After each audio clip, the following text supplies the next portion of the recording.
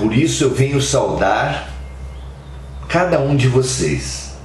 Sejam todos muito bem-vindos. E parabéns por estarmos priorizando nessas poucas horas o que é essencial. Hoje nós queremos trabalhar o que nós entendemos ser o mais importante para esse momento das nossas vidas. Todos que têm informação espiritual mínima, a partir da revelação de Jesus, que no seu sermão profético anunciou que chegariam tempos decisivos para a humanidade, a partir da revelação feita para Allan Kardec, que falou que haveriam momentos decisivos para a humanidade, e a revelação Maia e Nostradamus, e uma convergência grande de fontes apontam para a mesma importância, para o mesmo momento decisivo. Nós precisamos pensar no momento decisivo o que é fundamental, o que é esperado de nós, o que nós necessitamos fazer para viver bem esse momento. A resposta é até óbvia. Num momento decisivo, é fundamental tomar boas decisões. Em todos os momentos. Viver bem, viver é tomar decisões, viver bem é tomar boas decisões. Mas nos momentos decisivos, nos momentos cruciais, que são aqueles que determinam muitos e muitos momentos pela frente. Num concurso público, por exemplo, pode estar se definindo décadas do futuro de uma pessoa. Num vestibular, a mesma coisa, não é? Nos momentos que antecedem um casamento, quando se vai ter uma discussão importante de uma relação, de uma entrevista de admissão no emprego, há momentos decisivos, e esse nosso é a transição planetária. Conforme nós nos posicionarmos nesse momento, se nós formos infelizes, não iremos para aquele inferno teológico, onde vamos ficar cozinhando ou fritando no azeite quente por toda a eternidade. Isso é uma criação humana, não é digno do Deus de amor revelado por Jesus. Como poderia o Deus de amor revelado por Jesus nos ensinar a perdoar, mas Ele mesmo não perdoar? Impossível. O que pode acontecer conosco se não nos adaptarmos a essa transição do planeta será a única condenação que um processo pedagógico, mesmo humano, nos endereça até hoje. Repetir, dar novas oportunidades, reiniciar o processo de aprendizado. Não é isso que a gente faz na escola? É isso que faremos na nossa caminhada espiritual, aqueles que não conseguirmos acompanhar essa evolução fundamental que a Terra, que a humanidade faz agora.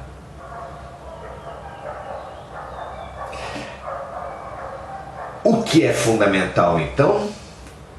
Tomar boas decisões. Para tomar boas decisões, qual é a ferramenta mais essencial? Ora, para tomar boas decisões é preciso discernir entre o certo e o errado, o bem e o mal. É preciso clareza ética. A clareza ética é que nos dá, através dos valores, da clareza de valores, a noção clara do certo e errado e a possibilidade clara de acertar. É isso que nós precisamos investir nesse momento e que nós vamos falar agora. Nessa primeira meia hora vamos falar sobre esse tema, clareza ética.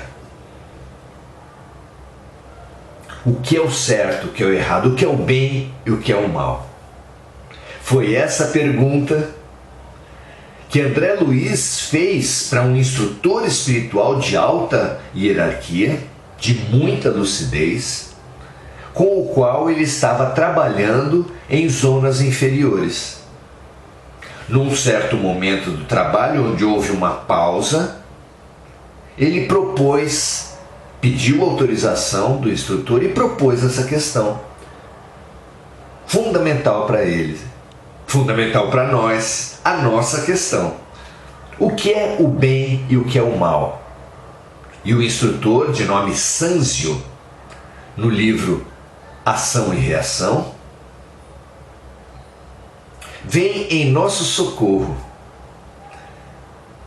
e com a característica das grandes almas, mostrando mesmo a sua elevada hierarquia. Porque ele respondeu do ponto de vista da simplicidade. A resposta dele foi: deixemos de lado todas as discussões das diferentes correntes e autores teológicos, filosóficos, para nos concentrar na ferramenta, no olhar mais prático, mais efetivo. Olha só que precioso! Essa noção que Sanzio deu a André Luiz e que André Luiz trouxe até nós, para mim particularmente, tem sido luminosa para avançar no aspecto da clareza ética. E que conflui com toda a revelação dos Espíritos, com Jesus Cristo, com experiências vividas por Chico Xavier. Vamos ver o que a gente consegue integrar nessa visão. A resposta de Sanzio foi surpreendente, e as revelações surpreendentes são as mais importantes. A resposta dele foi que todas as pessoas, todas as criaturas humanas querem apenas o bem. Não é surpreendente? Você aí, meu amigo, minha amiga, você acha que todo mundo na Terra quer apenas o bem? Inclusive os bandidos, os corruptos, os serial killers, os estupradores. O que você acha? Os estelionatários espirituais que montam impérios econômicos, políticos, sexuais a partir do espaço do sagrado propiciado pelas igrejas? Você acha que todos eles querem apenas o bem? Sanzio nos revelou: todos querem apenas o bem. Tanto os mais afundados na sombra quanto os mais abertos à luz, todos querem apenas o bem. A diferença entre uns e outros é a amplitude, é o destinatário desse bem que eles buscam. A pessoa ligada às sombras quer o bem exclusivamente de si mesmo, no máximo do seu grupo imediato, do grupo com o qual ele se identifica. O bem que ele busca é o bem dele e do seu grupo. Já o bem que o luminar, que a pessoa que busca a luz minimamente almeja, é um bem amplo, é um bem inclusivo e não exclusivo como o do outro. É um bem que busca incluir outros bens, outros pontos de vista, sendo mais elevados quanto mais inclusivos for o bem que ele busca. Isso, minha gente, eu considero revolucionário. Revolucionário. Todos querem o bem, e a diferença que tem entre os chamados bons e os chamados maus, os da sombra e os da luz, é a amplitude do bem que se busca. Por que eu acho tão revolucionário isso? Porque há totalidade de nós que estamos aqui reunidos, se forem perguntados se são da luz ou das sombras, do bem ou do mal, vai falar que é da luz, que é do bem, não é verdade? Pois por esse conceito de Sanzio, nós teremos que admitir as nossas sombras e o mal que ainda existe em nós. Por quê? Porque são muitos, intensos, os momentos em que nós nos defrontamos com situações e rezamos e pedimos o bem e atuamos o bem, investimos nosso tempo, nosso dinheiro para melhorar as coisas. Mas passe em revista as suas situações, seus pedidos, as suas orações. Por quantas pessoas você ora? Essa é a medida da elevação. Se você ora exclusivamente pelas pessoas da sua família, é um nível. Se você ora exclusivamente por você mesmo, é outro nível. Se você ora pelos seus e pelos seus amigos, é outro nível. Se você ora por toda a humanidade, se você pensa e sente toda a humanidade, se você investe, dedica a sua vida para toda a humanidade, claro, nenhum de nós está nesse nível, você seria um luminar.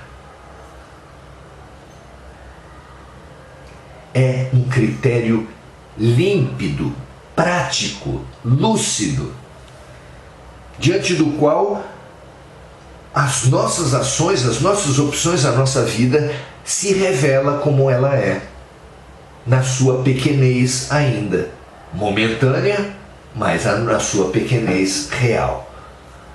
Quando há situações críticas como uma entrevista de emprego, um exame do Enem, um concurso para um sobrinho, para um neto, para um filho, você reza? Claro. E como é que você reza? A gente reza por acaso pedindo ao Pai lucidez para todos os candidatos, que eles sejam encorajados, que eles sejam limpos de qualquer energia negativa e que isso lhes permita dar o seu melhor e que aquelas vagas no concurso, no Enem, na entrevista de emprego sejam dadas para aquela pessoa a quem essa vaga faz mais sentido? Será que é assim que a gente reza? Será que quando a gente vai rezar pelos nossos doentes nas capelas dos hospitais, onde há centenas de doentes, será que nós rezamos pelos nossos doentes e por todos os outros doentes e equipes de trabalho, médicas e faxineiras que estão no hospital? Será que o nosso bem é exclusivo ou inclusivo? É um desafio maravilhoso, é um parâmetro claro, através do qual nós podemos passar em revista todas as nossas decisões e ações. Veja o seguinte, há uma entrevista preciosa de Chico Xavier a Saulo Ramos, que está colocada no YouTube como primeira entrevista gravada para redes de televisão dada por Chico Xavier. Nela, num certo momento, o repórter pergunta para Chico: Chico, em algum momento, algum espírito já lhe deu um puxão de orelha? Já lhe deu uma chamada de atenção? Chico sorriu, pediu autorização para contar uma história e contou. E a história que ele contou foi uma história muito pessoal, que ele resumiu da seguinte forma: um irmão dele faleceu, deixando uma mulher com fragilidades mentais e 4 filhos. E com a morte, com o impacto da morte do marido, aquela mulher surtou, saiu do controle, oferecendo perigo para ela e para as pessoas à sua volta. E naquela época, o que se conseguia com os recursos disponíveis era apenas a internação hospitalar. Muito provável que ainda hoje fosse necessário, pelo menos durante o surto. Hospitalizada a mãe, as crianças ficaram literalmente sem pai nem mãe, profundamente impactadas. E coube a Chico Xavier cuidar das 4 crianças, mas elas estavam tão impactadas que num certo momento não conseguiam parar de chorar. Por mais que Chico fizesse, elas não conseguiam parar de chorar. Chegou ao ponto em que Chico só conseguiu chorar junto com elas. E então apareceu Emmanuel. Tá chorando por quê, Chico Xavier? E Chico começou a contar a história do irmão. E Emmanuel falou: você acha que a gente não sabe do que aconteceu com o seu irmão? E aí então Chico continuou a falar sobre a situação da esposa do seu irmão. E ele falou: você acha que a gente não sabe o que aconteceu com a esposa do seu irmão? Fomos nós, inclusive, que facilitamos a obtenção na vaga do hospital. Está chorando por quê, Chico Xavier? E aí Chico começou a descrever a situação das crianças. E ele falou: estamos aqui com diversos assistentes, transmitindo energias de calma, de fé, de força, de coragem para essas crianças. Você vai querer dizer para nós como estão essas crianças? Nós sabemos de tudo, estamos aqui trabalhando para elas. Está chorando por quê, Chico Xavier? Você todos os dias, Chico Xavier, todas as semanas, atende quadras, 5, 6 quadras de fila de gente, ouvindo os problemas de cada um, dando uma palavra de conforto para tanta gente. Você nunca desabou. Está chorando por quê, Chico Xavier? Você quer me dizer que a dor do Xavier é mais importante que a dor do Souza? A dor dos Almeida? E Chico só pôde engolir o choro, recolher a mensagem e dar tratos a essa mensagem, a ir trabalhando essa mensagem em si para avançar no campo fundamental, meus amigos. Qual é o campo fundamental? O campo trazido por Jesus. Qual é a mensagem? Qual é o rumo das nossas existências segundo Jesus? O amor. Amar como Jesus amou. Vós sereis reconhecidos pelo amor que tiverem uns pelos outros. Amai-vos uns aos outros como eu vos amei.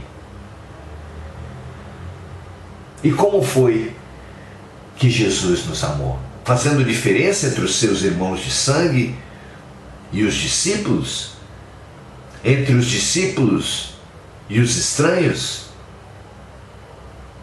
Fazendo a diferença que o mundo fazia naquele tempo entre judeus e samaritanos?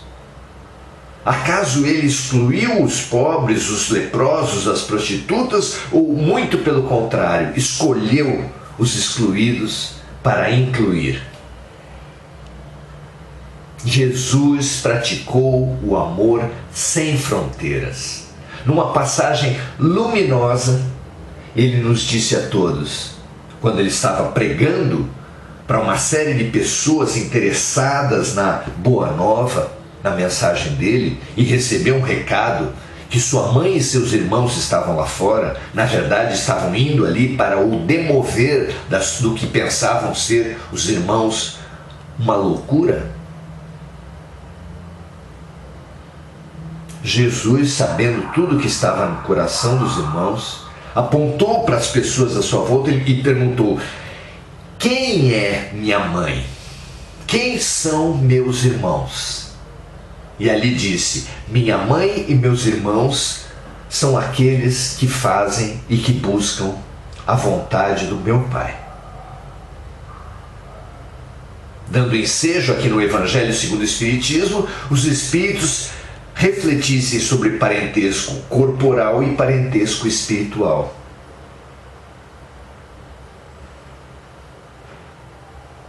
Pensemos a respeito disso.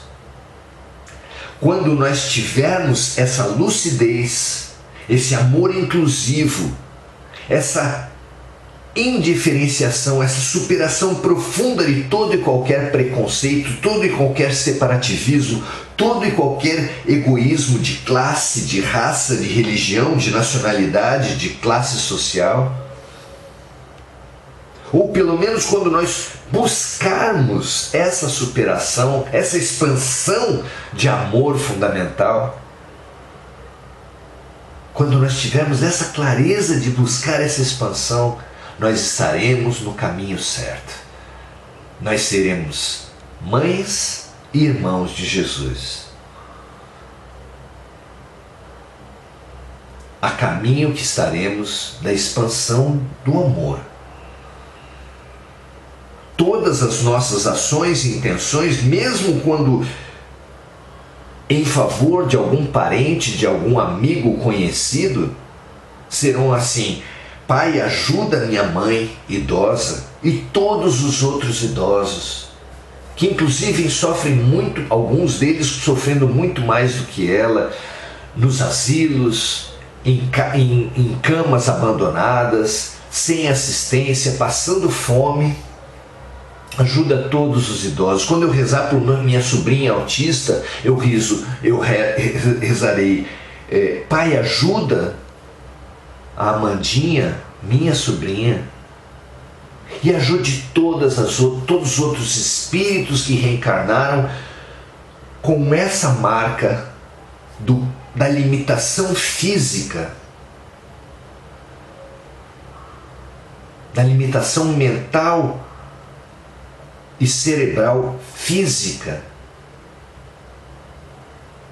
para que possam aproveitar essas oportunidades e crescer junto com elas, sem colocar a minha sobrinha acima de todos os outros, a minha mãe acima de todos os outros. Ao contrário, usando o amor à sobrinha, usando o amor à mãe como ferramenta para expandir esse amor para todas as pessoas que estão na mesma condição.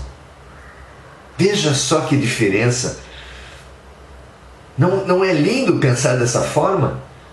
Que nós nos dediquemos sim aos nossos parentes, às nossas mães, sobrinhas, esposas, maridos, filhos, netas, aos nossos amores, mas como ferramentas para nos sensibilizar e expandir e pensar em todos os outros crianças, todos os outros deficientes, todos os outros idosos e assim por diante. O que vocês acham? Não é um desafio maravilhoso? Será que nós somos capazes de identificar isso, identificando, optar, reconhecer que temos sido egoístas ao pensar no nosso país, na nossa raça, na nossa classe, na nossa religião? Quantas religiões dedicam a fraternidade e a caridade apenas entre aqueles que congregam da mesma doutrina? Será que somos capazes já de avançar frente a esse egoísmo coletivo, aos egoísmos coletivos aos quais nós temos nos identificado até agora, para expandir a solidariedade conquistada, o amor conquistado para certas pessoas como trampolins, como caixas de ressonância para expandirmos para pensarmos, para direcionarmos as nossas melhores energias para todo mundo? Esse é o pedido, essa é a luz, esse é o farol que chega até nós nesse momento. Jamais deixe de zelar e de cuidar por aqueles que a vida está lhe trazendo na família, no casamento, mas sempre viva essa dedicação aos seus como ferramenta, como trampolim, como caixa de ressonância para lembrar, considerar, solidarizar-se e amar o máximo possível todas as pessoas que vivem a mesma dificuldade, a mesma situação. Aceitemos o convite da vida, ajudando os que aparecerem na nossa frente, mas aceitemos junto, ao mesmo tempo, o convite de Jesus, que é a fraternidade sem fronteiras, que é o amor incondicional. Esse, meus irmãos, acredito que é o divisor de águas. Ter ou não ter, nesse momento crucial, boa vontade para a empatia, para a compaixão, para viver o amor mais expansivo, mais profundo que nós conseguirmos nesse momento das nossas vidas.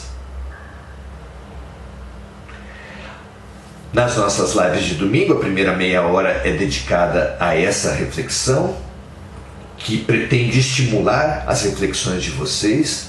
O segundo momento é uma prestação de serviço, uma oração que nós vamos agora transbordar, que nós vamos agora inundar nas nossas almas toda a humanidade, toda a criação de Deus na Terra.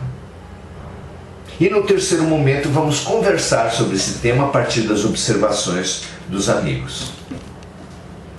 Agora então, Deus, sensibilizados com o desafio de Jesus, sensibilizados com a percepção de como em muitos momentos nós temos sido exclusivos, excludentes, mesquinhos até nas nossas ações de amor, nas nossas buscas pelo bem, e assim temos agido pelo mal. Assim desafiados e assim conscientes da nossa posição momentânea, queremos acordar para Jesus. Aceitar o convite de Paulo, acorda tu que dormes, e ouvir isso para nós. Acordar, despertar nosso coração, despertar do nosso delírio egoísta e amar cada vez mais profundo a cada vez mais seres, mais filhos de Deus. Que essa expansão refresque nossas almas, acalente nossos corações e nos estimule a ampliar, a expandir, a cooperar, a confraternizar com cada vez mais seres, minerais, vegetais, animais, humanos encarnados, humanos desencarnados, seres de outras condições que não humanas, de outras localidades que não a Terra. Amemos cada vez mais amplo e cada vez mais profundo. Que esse vulcão de amor transborde realmente para toda a Terra, dando a todos os seres da Terra o máximo de clareza ética, de clareza moral que cada um puder alcançar, para que todos conquistemos boas decisões, boas ações e toda a felicidade possível que resulta dessas boas decisões. Graças a Deus, meus amigos, que toda a humanidade possa ter o máximo de lucidez, toda a lucidez que lhe for possível, em busca do bem mais amplo e mais profundo. Graças a Deus. Não é gratificante? Vocês não sentem um frescor na alma a partir dessas reflexões? Tomara que chegue para vocês da mesma maneira que chega para mim. Essa clareza, essa coragem, essa lucidez. Muito bem, vamos ver agora os amigos. Marcos, Mônica, Suzana, Regina, Marilza, Orlando, Rita, Eliana, Maria José, Denise. Eliana Quiodo nos fala assim: creio que essa sabedoria de distinguir o certo do errado está gravada na nossa consciência. Temos que aprender a acessá-la. Sem dúvida. Kardec pergunta para o Espírito da Verdade no Livro dos Espíritos aonde estão escritas as leis de Deus. Questão que tem levado as pessoas a guerras pelo Alcorão, pela Torá,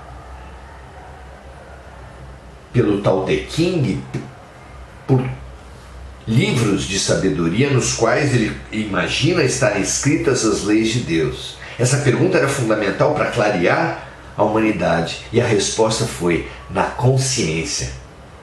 Exatamente na linha que a nossa amiga Eliana Quiodo está falando.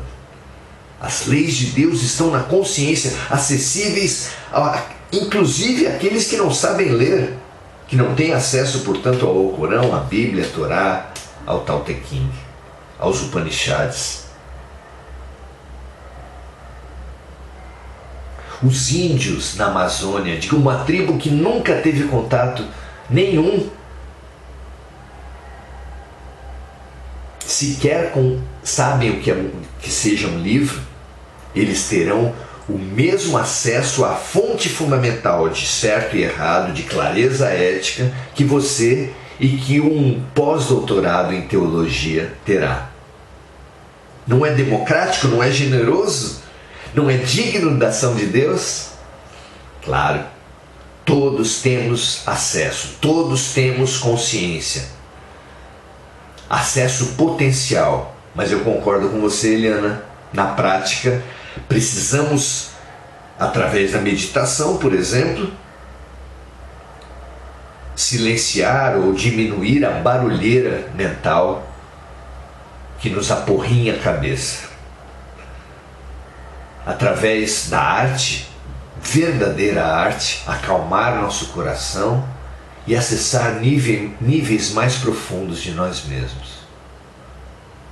Através do contato com a natureza, buscar na essência das árvores, do chão, do ar, do sol,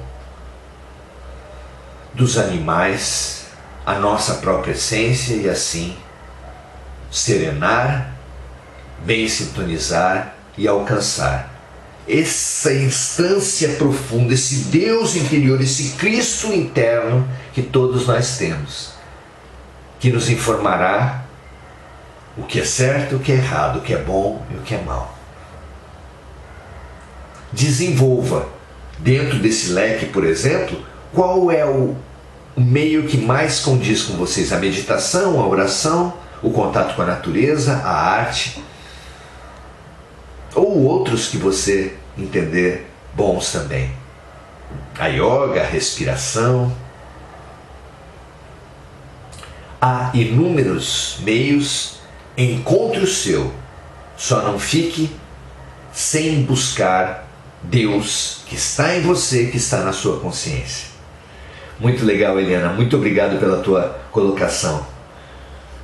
Sayonara diz: acredito que o certo e o errado estejam intimamente ligados à questão cultural.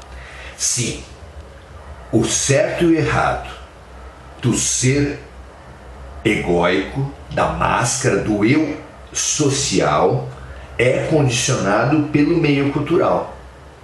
Aprendemos o que é certo e errado de acordo com a nossa cultura, com as nossas relações, com a nossa família.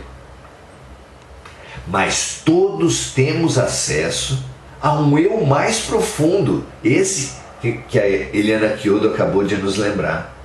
Todos nós temos essa instância mais profunda, esse eu maior, segundo o budismo, esse homem novo, segundo Paulo de Tarso, esse self, segundo a psicanálise, essa essência, segundo a filosofia, que opõe a essência à aparência. Nós temos como encontrar dentro de nós mesmos, superando os conceitos e preconceitos culturais, aquilo que é mais verdadeiro e mais profundo. Ter essa lucidez e buscar meios de acessar esse Deus interior, essa consciência, é imprescindível para todos nós.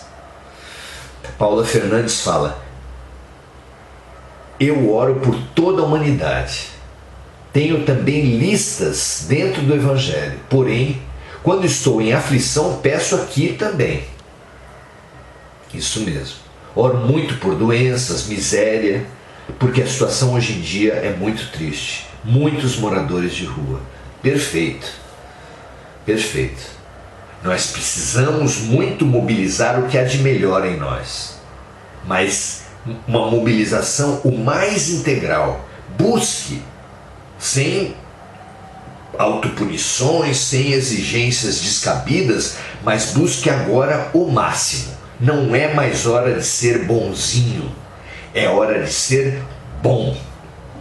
É hora de ser bom orando, pensando, transbordando de amor como aqui, mas aqui é o território da oração, ação, onde nós somos chamados a pensar, sentir, meditar, orar e agir.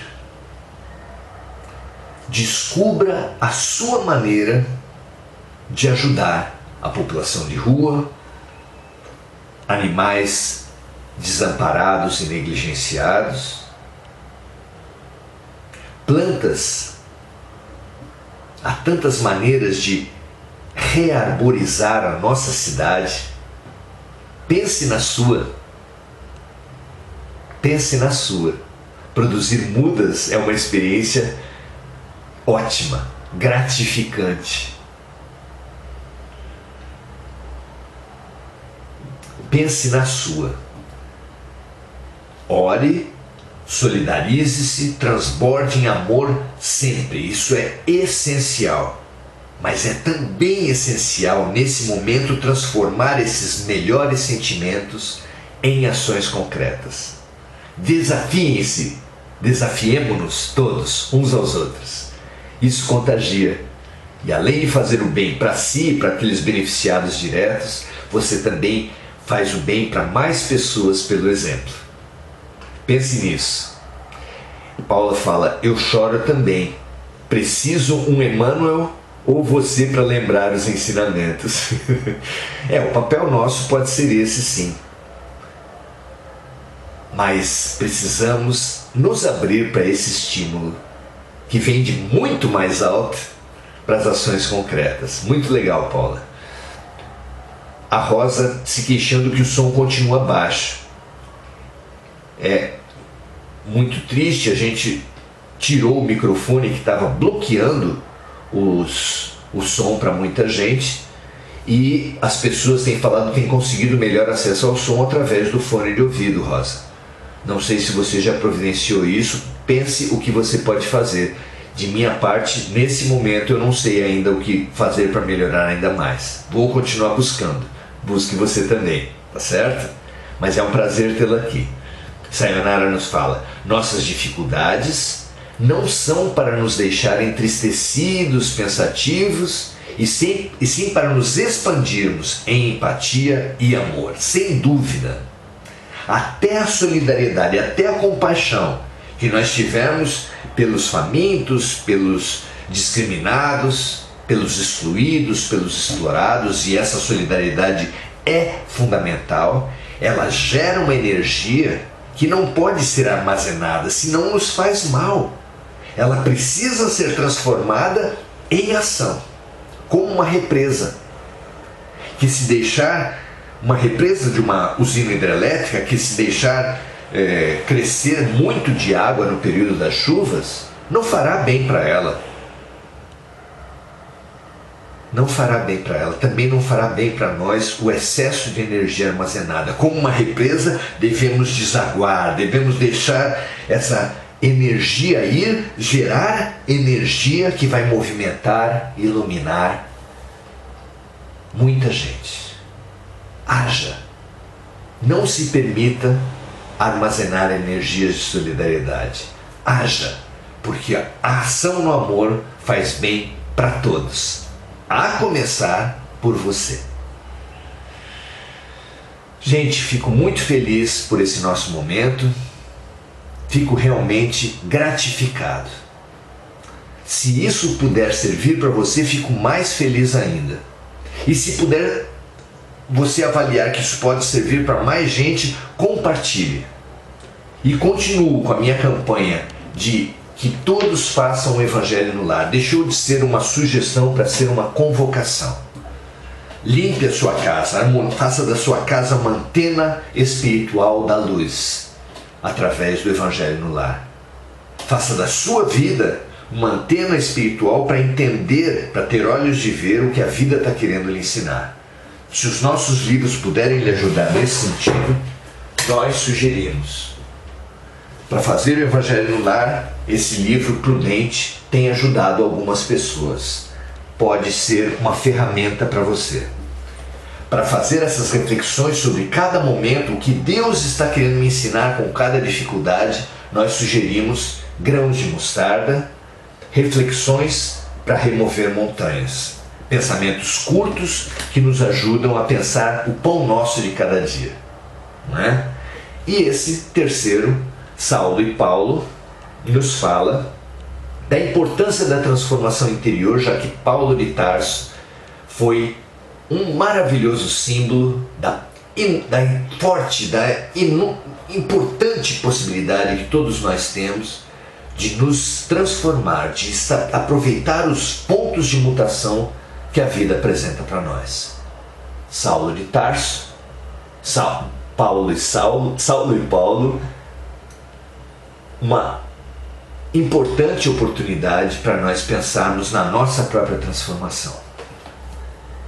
Que, se esses livros lhe sugerirem alguma coisa, toda a renda líquida deles é destinada para a Fraternidade Sem Fronteiras e outras ações sociais. Ficamos muito felizes de estar fazendo esse trabalho, de estar junto com vocês. Ótima semana. Vamos ver nessa semana se a gente consegue fazer oração-ação em algum dos dias. O trabalho tem realmente dificultado, mas assim que for possível a gente vai informando vocês, tá bom? Grande abraço, ótima semana para todos, muita paz e muita luz e muita lucidez ética, muita clareza de valores, que é a ferramenta mais importante para tomar as melhores decisões agora. Grande abraço, até a próxima, ótima semana a todos.